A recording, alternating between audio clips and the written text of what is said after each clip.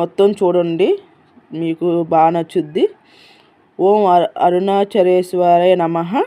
సంవత్సరానికి ఒకసారి మాత్రమే దర్శనం ఇచ్చే అరుణాచల అర్ధనారీశ్వరుని మూర్తి దర్శనం చేసుకొని తరిద్దాం. మనతోటి శివభక్తులతో తప్పక పంచుకుందామండి. అసలు చాలా బాగుంది కదండి అలంకరణ.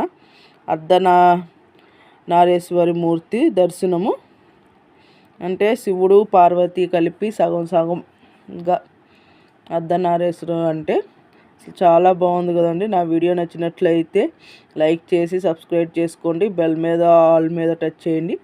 లాంగ్ వీడియో షార్ట్ వీడియోస్ అన్నీ చూడండి ఫ్రెండ్స్. అసలు ఎంత బాగుందో.